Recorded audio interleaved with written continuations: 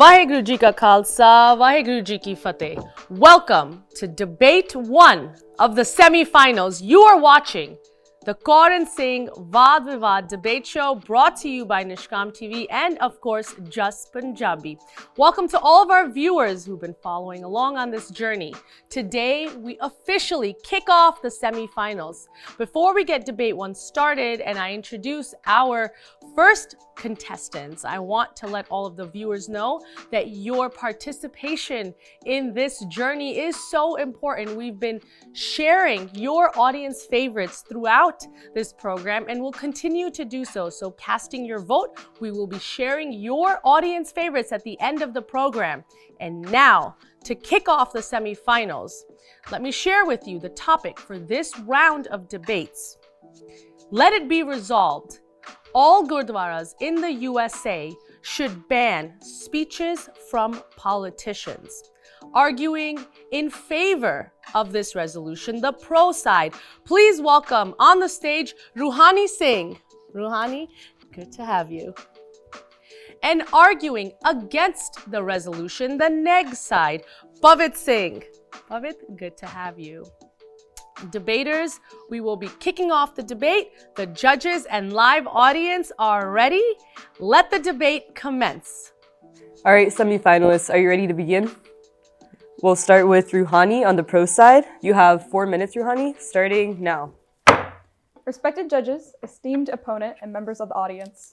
Today, we stand in firm affirmation of the resolution. All Gurdwaras in the USA should impose a ban on speeches from politicians.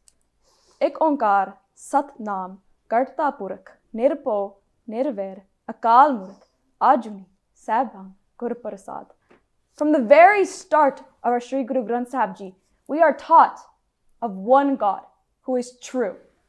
And this true God, this Sat Nam, is what our criterion is today as we evaluate how Sikhi takes a play as we influence politics and politicians within our Gurdwaras. Because unlike any other religious institutions, Gurdwaras in the USA are decentralized, with no governing structure to protect their sanctity. So this makes them vulnerable to external influence, allowing politicians to use the stage to distort their purpose. What should be a space for Naam, Simran, and Seva risks becoming a political battleground when we stray away from Sat Nam. So, as a political speech, as defined by the Associated Press Style Book, is a communication by doubt or about government policy, elections, or leadership that seeks to persuade an audience toward a goal or an ideology. So under this, with the foundation, we present 3 key contentions. First, that the only truth is Vaheguru.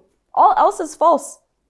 Sikhi is built upon Satnam. Everything else, politics, power, human leadership, these are fleeting and possible falseness. Gurbani reminds us, Mukh jute jut bolna, क्यों कर सोचा होए बिन अब शब्द ना मांजिए सचे तक सच होए. So throughout history, we show that our gurus have rejected political interference within our faith. Guru Nanak Dev Ji and Babur.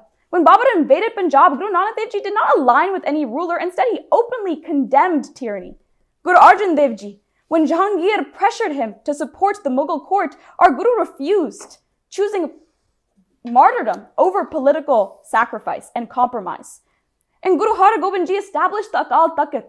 In this, he took our political affirmations and political interference and he put it somewhere else other than inside a Gurdwara, into a space where we can focus on things other than just Satnam in another space.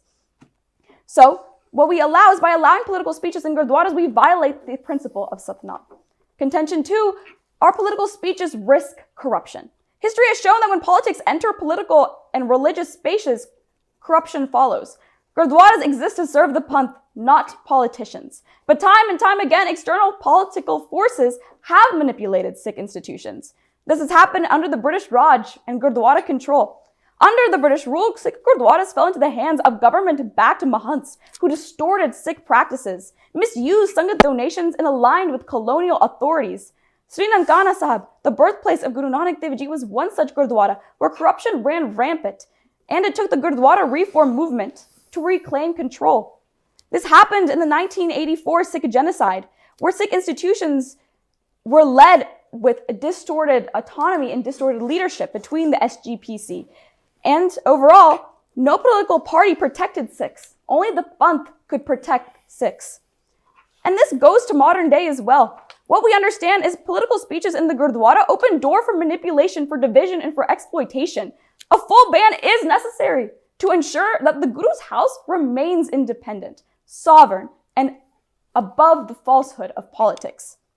Contention 3, while Satnam unites us, politics divide us. Sikhi is rooted in Satnam, the eternal truth that unites us beyond identities and beyond different ideologies.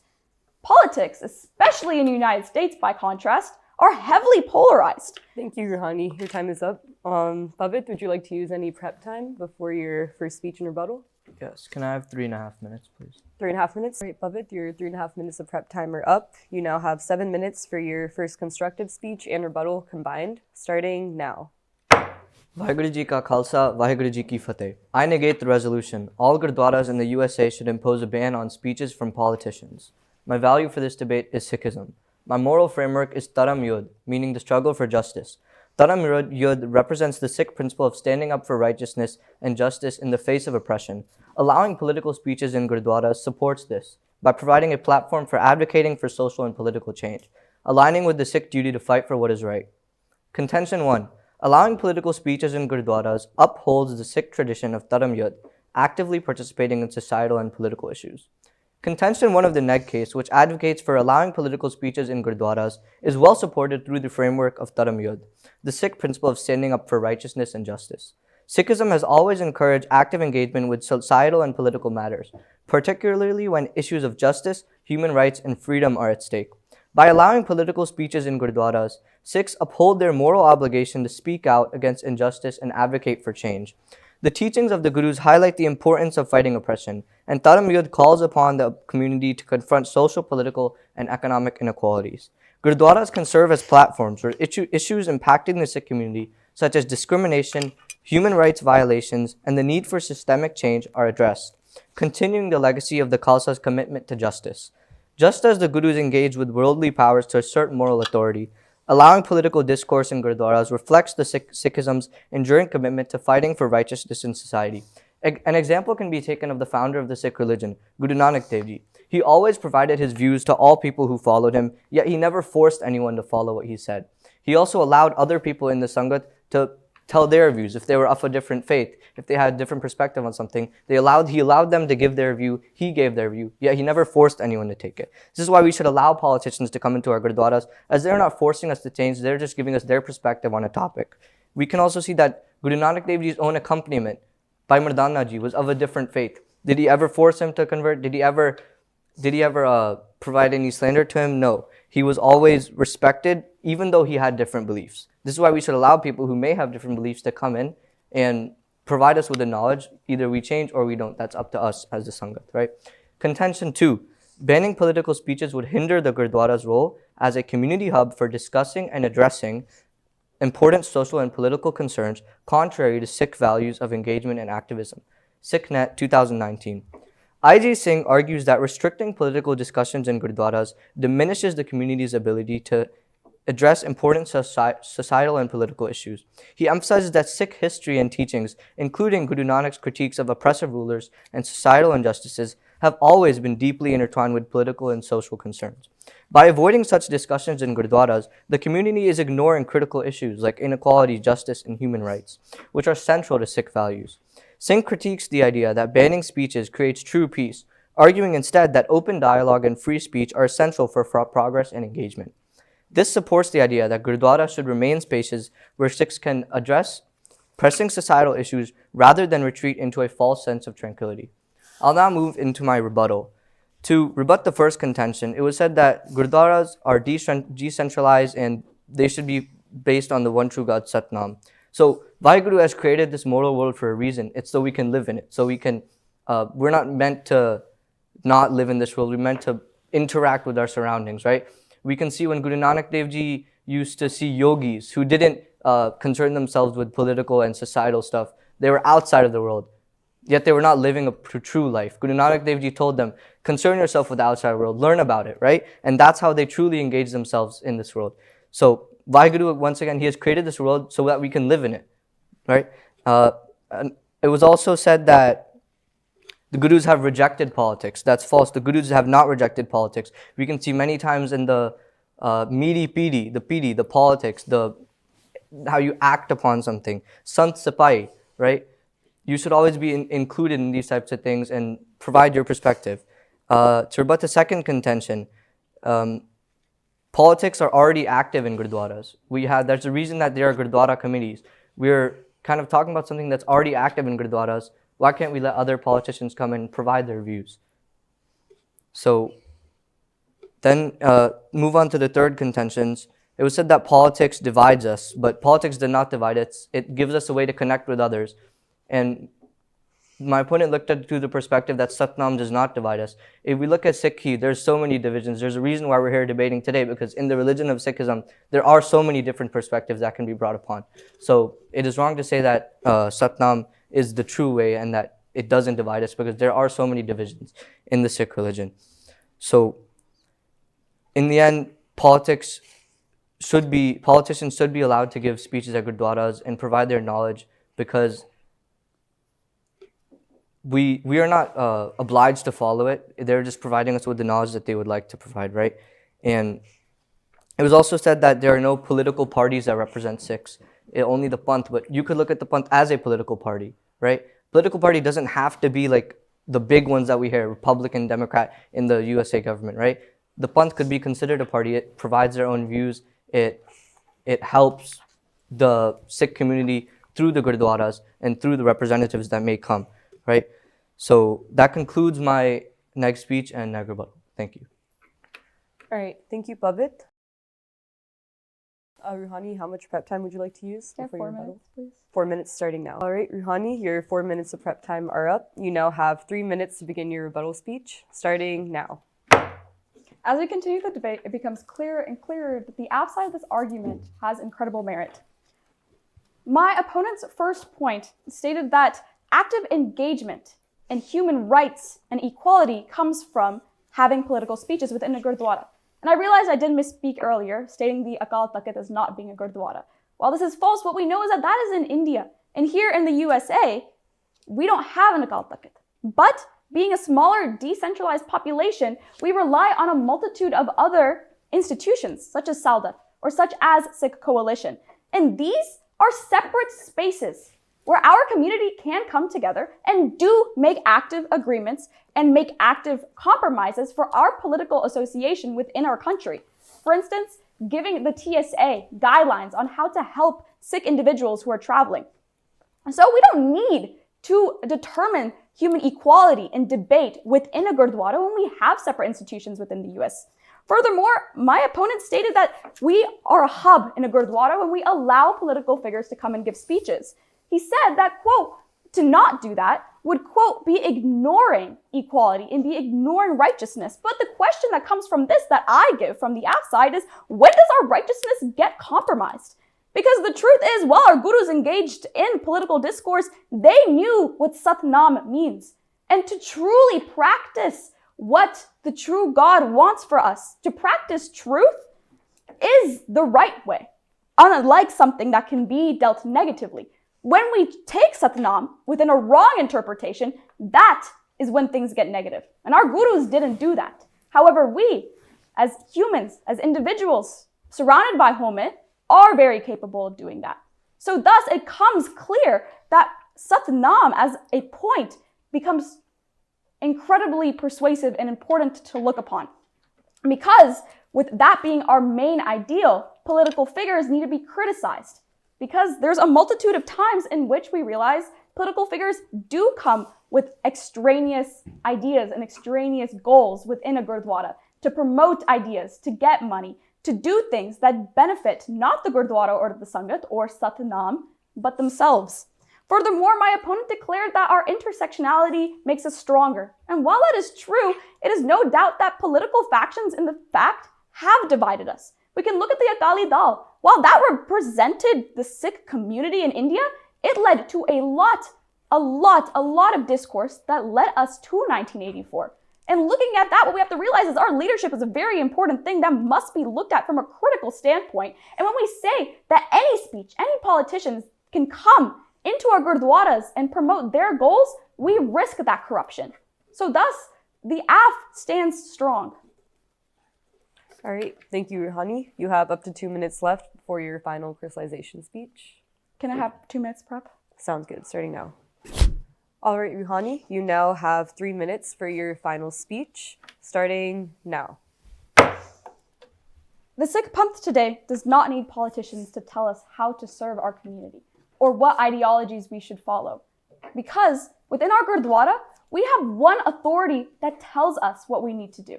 One authority that gives us the guidelines to live our life, and that is Satnam.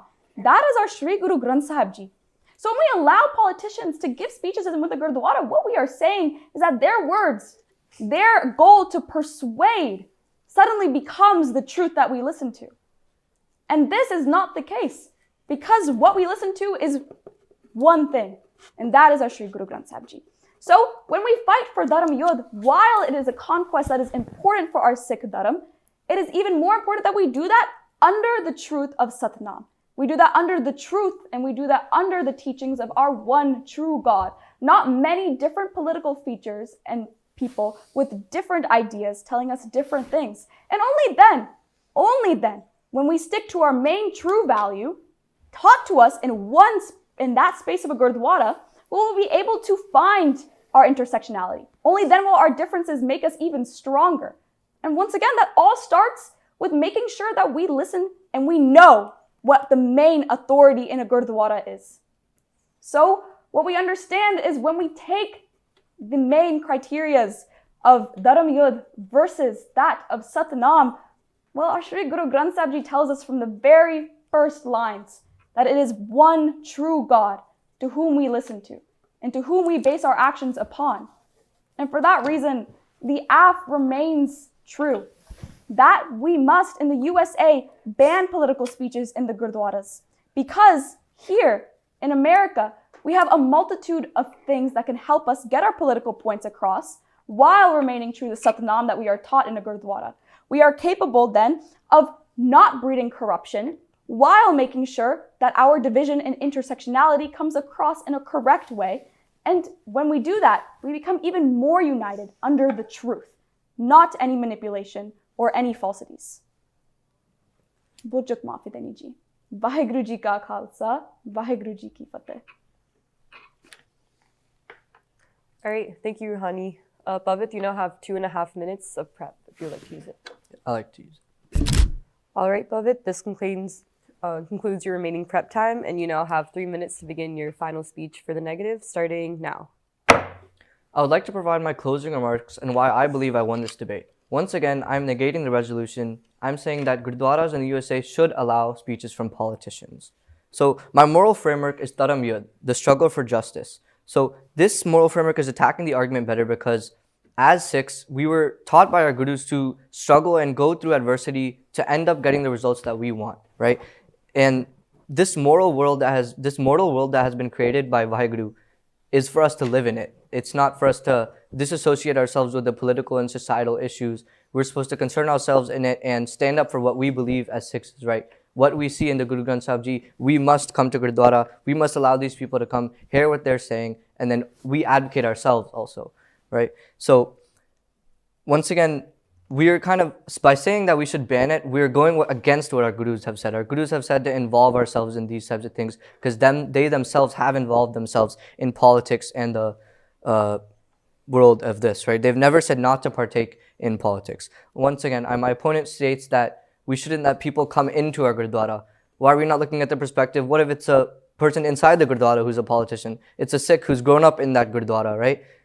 As a Sikh, you might think of your Gurdwara as your home, right? If you come to this Gurdwara in your own house and they're not allowing you to speak as a politician, right? So if we're not allowing our own people, the Sikhs even, to speak in the Gurdwaras as politicians, then I believe it's wrong. We should allow people to come speak and give their views, right? It spoke that the Guru Granth Sahib Ji is the main thing. Agreed. We're not arguing based on what is the main authority in a Gurdwara. The main authority is the Guru Granth Sahib Ji. That does not stop us from allowing people, politicians, to come and speak though, right? We're not obligated to follow what they say. When they come, if we don't follow it, that's fine. We're obligated to listen though. And if we don't believe with them, that's fine, right? If the politician comes, we may discuss with them after. We don't have to follow what they say. We just have to listen to it and understand it in the way that we would like to. Because we're not arguing that the main authority is the Guru Granth Sahib Ji. That's already decided in the Gurdwara it is. That does not discern from the fact that politicians can come and speak. So I'll take you through my contentions once more. The first one is saying that we should actively participate in these issues because our gurus have, and because it's what we're here for. Meedi Peedi, Sant Sipai. We have to provide our views. We have to argue on these topics so that for the righteousness and justice, right? Sikhism has always encouraged to have an active engagement with societal and political matters and to fight oppression that comes against us, right? And with not allowing these politicians to come, the community is essentially just ignoring these critical issues and doing what Guru Nanak said to these yogis exactly not to do. So you should be living in this mortal world. You shouldn't be ignoring these issues. You should be providing what your thoughts are and trying to understand from what the politicians come and say, right? So, and it was also stated about SALDEF and Sikh coalition. So they are actually closely affiliated with Gurdwaras, and when they come and speak, they speak in Gurdwaras itself. They have representatives come to Gurdwaras and speak. So once again, that's why I believe I have won this debate. Vaheguru Ji Ka Khalsa, Vaheguru Ji Ki Fateh. All right, thank you contestants for a great first semi-final round. That concludes this.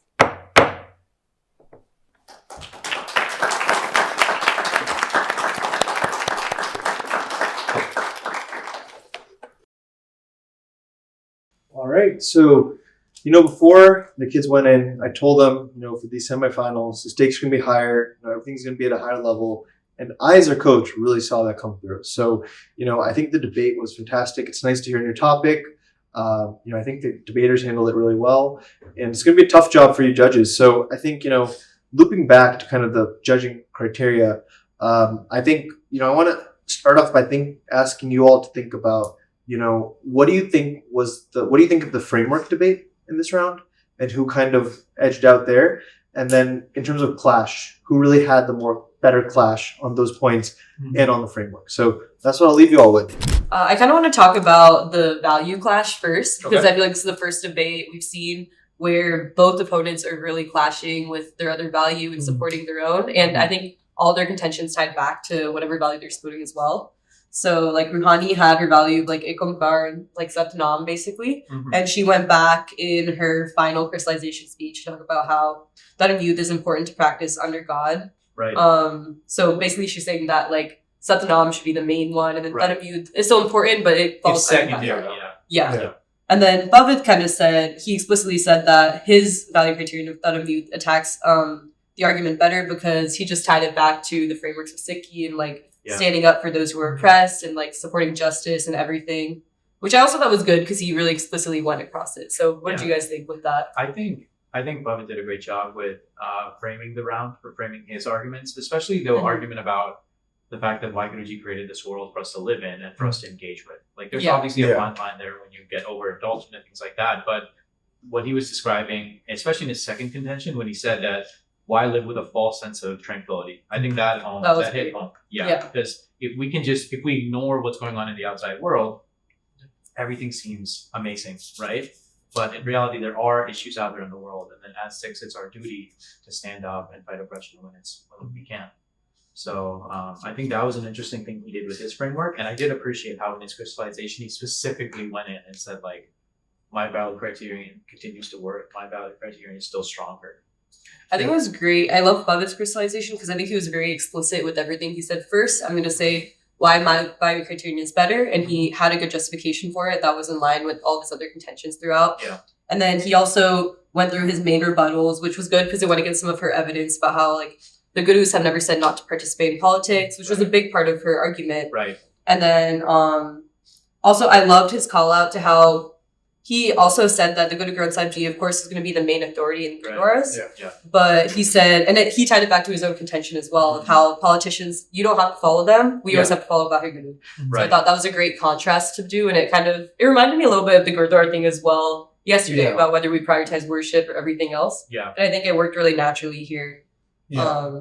I think that's one thing, like what you have already said, where both of their values was on point. And I think throughout the entire debate, I think I really liked how Rouhani repeatedly brought up Satnam throughout I felt like throughout every contention, throughout every rebuttal, throughout her crystallization, through every aspect.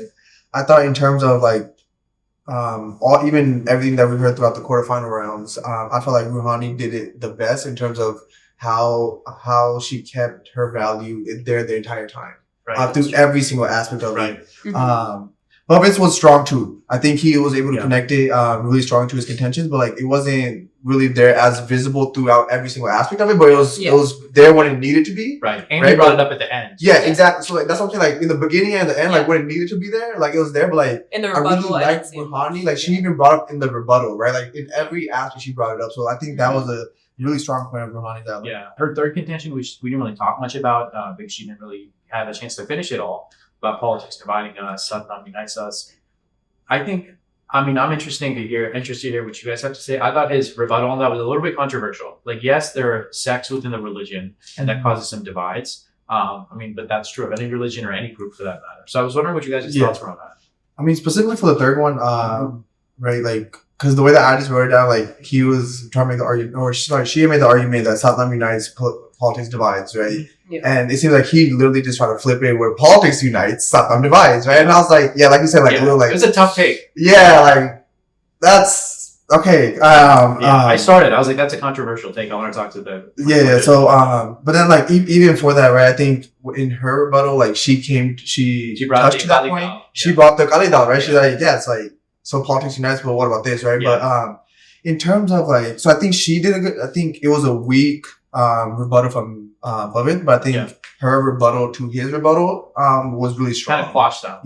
So, but in terms of the second one though, the second contention you mentioned, Rouhani's political speeches risk corruption. Another thing that I noted down that Bhavin mentioned was like, politics is also already in there, like when we talk about committees. Also, like I really like the fact that, he said like the Panth as a political party as well. I would have liked to seen him actually address rather than like a political party or like Gurdwara politics, right? And I think it would have been nice because like in the first contention and the second contention, right? The first contention, Rouhani brought up the example of Guru Nanak and Babur and then Guru Arjan and Jahangir. And then the second one, she brought up British Mohan's SGPC in 1984. I think it would have been good for public to exactly hit those and like speak to those exact examples, because the first contention, right, the gurus did interact with these leaders, right? So if I think Bhavin took that point and took that example and flipped it back on Rouhani, would have been really strong. I think the second one, I don't know if he convinced me enough. Like, although I like that it was this political party, I think Rouhani was coming with political speeches that she was addressing, not political parties. Right. So I think he kind of went off topic a little bit. And that it didn't specifically address it because she brought up Gurdwara serve the Panth. Politicians don't. She brought up specifically, I would have liked him to try to wiggle his way out of the British Mahant example or SGPC in 1984, or at least try to address it.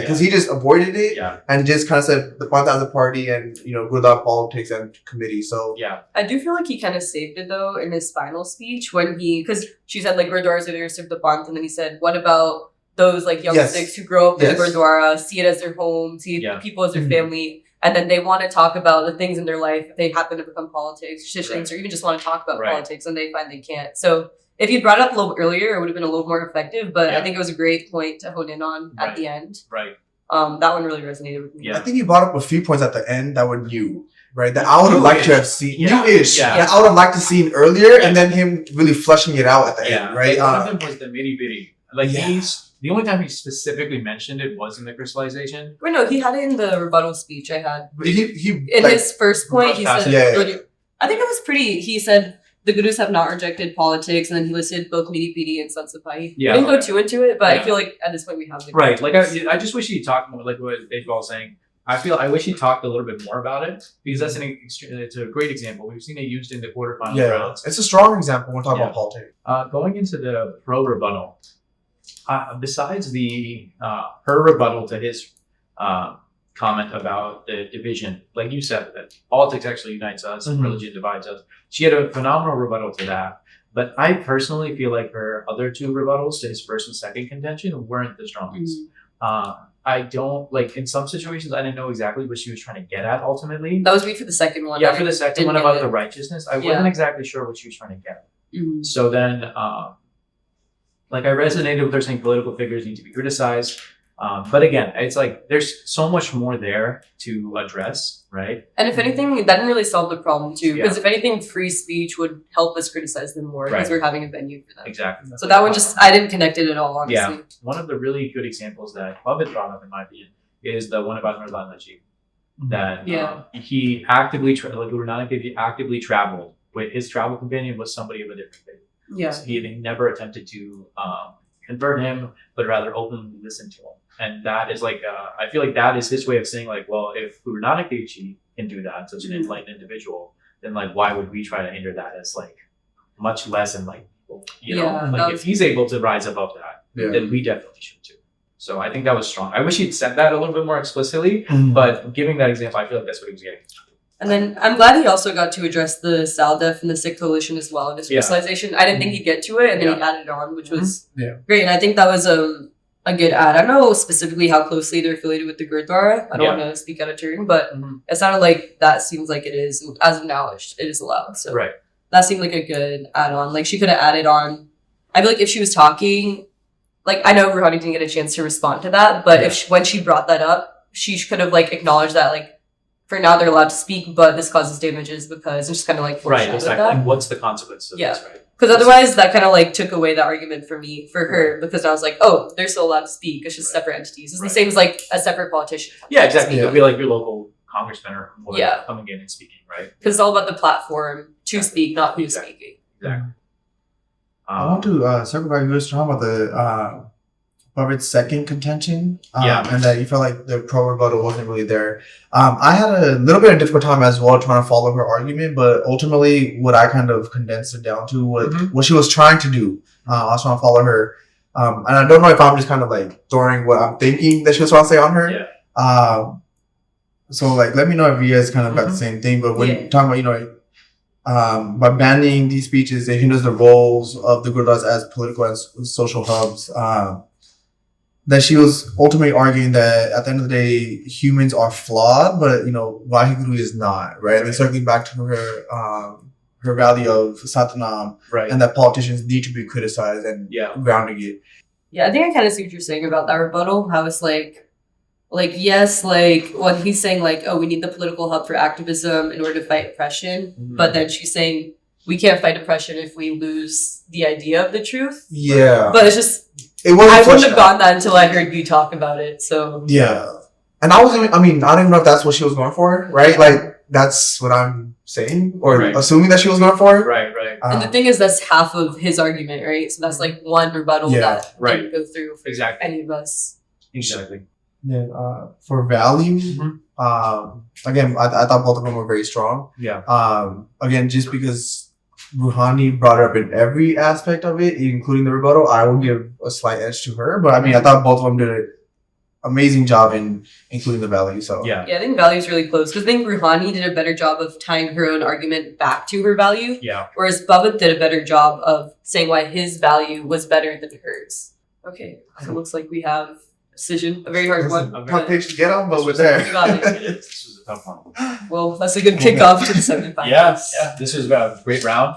It was really good. I didn't know who I was going to vote for before. I agree. I'm glad we were able to have this deliberation and talk about everything. So speaker points for her. I mean, we got speaker points. Oh yeah, we got to do speaker. Okay. So, what do you think? I feel like I'm gonna say 9.5 because she had to rush points, but it was really great otherwise. Bhavat, he was good too. I think he wasn't as eloquent as I've heard him before. 8.8. I think 8.5. Yeah. So 8.8. No, 8.5. 8.5.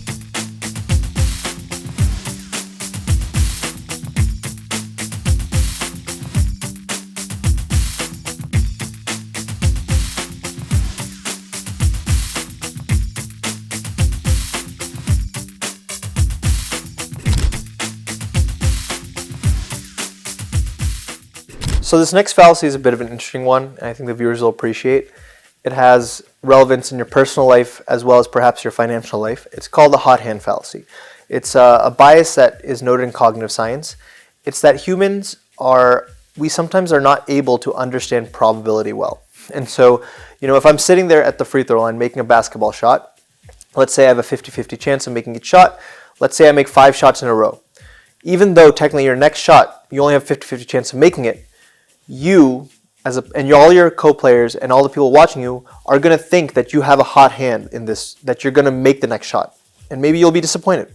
So, in life, if you're winning your debates, don't go into the next debate thinking, I'm on a streak, I'm going to win this one, just based on vibes alone. You have to think about things logically, evaluate their probability independently, right? This comes to life. When events are happening, just because a certain thing is happening doesn't mean it's going to consistently happen. There can always be, a downfall. Same thing, when there's things negative happening, or things aren't happening, don't assume that things won't happen. This is a very common bias that relates to us in everyday life. Identify it in terms of your opponent when your opponent is saying, oh, because of this, this can also happen. And identify it in your own life to save you, a lot of time and stress from things that you might miscalculate. Welcome back to the VAAD-VIVAAD debate competition. We're nearing the end of the first debate of the semifinals. And as you've seen, our contestants made a compelling case for each of their sides. Of course, as the semifinals progress, you will see both of these contestants come back on the stage and argue the opposing viewpoint for this resolution. But the results are in for debate 1 of the semifinals. Before I share with you what the judges determined for this debate on who conducted the best performance, who conducted the best argument, who used the factors such as quality of evidence, who clashed with each other better, before we get to all of that good stuff, we're gonna do audience favorites. And for tonight's debate, the audience has voted. The winner for audience favorite is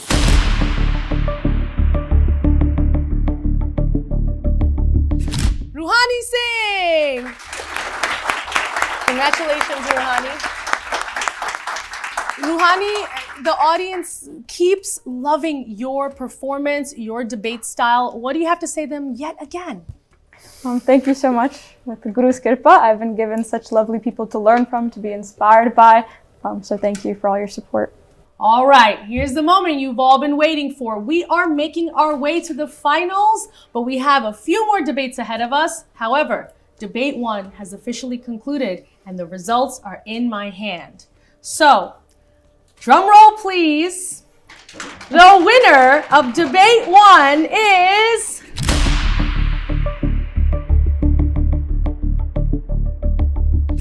Bhavit Singh.